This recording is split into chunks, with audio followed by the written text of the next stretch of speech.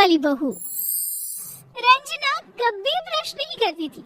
उसे कितनी बार उसके माँ बाप ने डांटा, लेकिन उसका कोई असर उस पर होता ही नहीं था, जिस कारण से उसके दांत पीले पीले हो जाते हैं।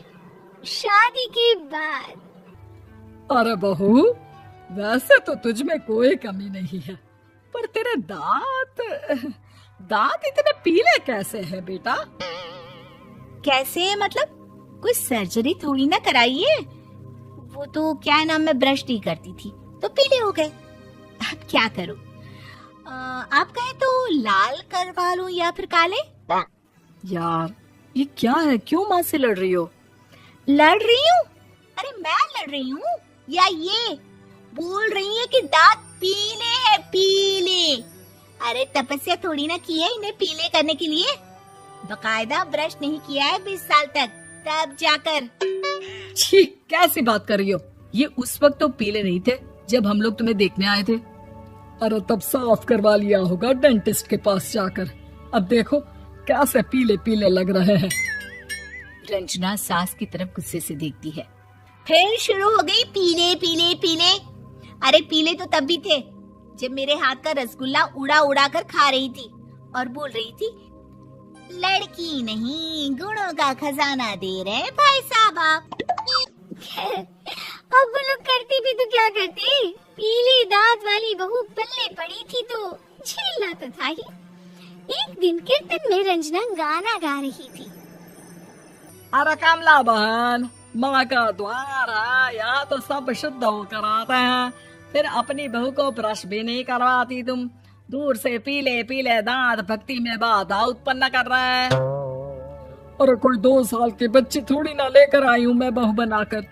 अच्छी खासी लड़की है, अरे कैसे करवाऊं ब्रश? ये तो उसे खुद करना चाहिए ना। अब माँ बाप तो इसके जैसे तैसे निपटा दिए, ये नहीं सोचा कि सास कैसे संभालेगी। सास बहू को लेकर घर आ जाती है, लेकिन सोच लेती है कि अब इसे लेकर कहीं नहीं जाएगी। अगले रोज बहू कहती है, अरे क्या हो गया, मंदिर नहीं जाना क्या? कीर्तन का वक्त हो रहा है। मेरी मधुर वाणी से कान्हा जी जागते हैं और सोते हैं। आप तो जानती है ना उनकी भक्ति में कितना मन लगता है मेरा। वो क्या है ना, तबीयत ठीक नहीं लग रही है मेरी, आराम करूंगी मैं। तबीयत ठीक नहीं लग रही? अभी तो मिथुन के गाने पर नाच रही थी आप, और अब बोल रही है कि तबीयत ठीक नहीं लग रही। अरे भक्ति में मन लगा लो सासू माँ, ऊपर जाना है, क्या मुंह दिखाओगी आप? हाँ, सास को बहू की बात पर गुस्सा आ जाता है। मैं क्या मुंह दिखाऊंगी, इसकी चिंता तो ना कर, समझी? अपने मुंह की चिंता कर, जो ये पीले पीले दांत लेकर हर जगह पहुंच जाती है। पता है लोग कितना मजाक बनाते हैं। ना जी ना, मैं नहीं जाना कहीं तेरे साथ। तो ये बात है। कोई ना, मत जाओ, मैं अपने कमरे में ही बैठकर भक्ति कर लूंगी। ऊपर वाला दांत थोड़ी ना देखता है, मन देखता है, भावना देखता है। और अरे बस बस, तू सब कुछ दिखा, बस ये सफेद चमकदार दांत ना दिखाना किसी को, है? जा यहाँ से। बहू को सास की बात का कोई फर्क नहीं पड़ता, वो तो जैसी थी वैसी ही रह जाती है। सुबह नहाकर किचन में खाना बनाना, फिर खाना खाना, कीर्तन भजन करना और सो जाना। एक दिन मैं सहेली के घर जा रही हूँ, शाम को लेट आऊंगी। हाँ हाँ, तो जाना, मैंने कौन सा तेरी आरती करनी है घर पर बैठकर। रंजना सहेली के घर जाती है, जहाँ वो पार्टी में जाने की तैयारी कर रही होती है। अरे शिखा, कहाँ जाने की तैयारी कर रही है? मैं गलत वक्त पर आ गई क्या? अरे नहीं यार, उल्टा सही वक्त पर आ गया। मैंने ये साड़ी और ज्वेलरी निकाली है यार, शाम को इनके ऑफिस की एक पार्टी में जाना है। बताना कैसा लग रहा है ये सब? नहीं यार, इस ड्रेस के साथ तो वो वाली ज्वेलरी अच्छी लगेगी। हाँ हाँ, सही बोल रही है, मैंने ध्यान ही नहीं दिया। वैसे तो हमेशा से मस्त फैशन सेंस रखती है। तो बड़ा जाती होगी ना पति के साथ पार्टी में। रंजना कुछ नहीं बोलती, बस सोचती है कि यार काश ये बात सही हो जाती, पर मैं क्यों नहीं जाती पार्टी में? क्या इन लोगों की कोई पार्टी होती नहीं होगी? रंजना घर आती है और रात में पति से सवाल करती है, एक बात कहिए, आप मुझे किसी पार्टी में क्यों नहीं ले जाते? क्या आपके यहाँ ऑफिस में पार्टी नहीं होती? पति बेचारा क्या कहता कि दांत पीले हैं तुम्हारे इसलिए। अरे कोई पार्टी होती नहीं हम लोगों के ऑफिस में, तो कहाँ से लेकर जाऊं? और मार्केट, मॉल, कहीं वीकेंड घूमना, कहीं तो। अरे यार सारे हफ्ते में एक छुट्टी मिलती है, तो सोचता हूँ कि आराम ही कर लूं। क्यों? रंजना मन मार के रह जाती है। पहले कभी सास के साथ मंदिर जाया करती थी, लेकिन वो भी सास ने ले जाना बंद कर दिया। घर बैठी बैठी रंजना बोर हो जाती है। तभी उसे आइडिया आता है और वो मायके जाने का सोचती है। सासू माँ, 2 दिनों के लिए मम्मी के घर जा रही हूँ।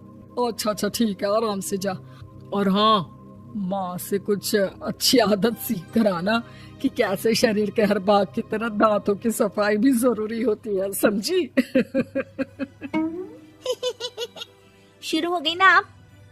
वो लोग आपकी तरह नहीं है कि छोटी छोटी बात का बतंगड़ बना दे। उन लोगों के लिए मैं मायने रखती हूँ, ना कि मेरे पीले पीले दांत। रंजना माँ को बिना बताए उन लोगों को सरप्राइज देती है, लेकिन जैसे ही वो दरवाजे पर पहुँचती है, अंदर देखती है कि घर वाले कहीं जा रहे होते हैं। माँ, काश रंजना दीदी के दांतों वाली प्रॉब्लम नहीं होती, तो वो भी हम लोगों के साथ चलती ना बुआ जी की बेटी की शादी में।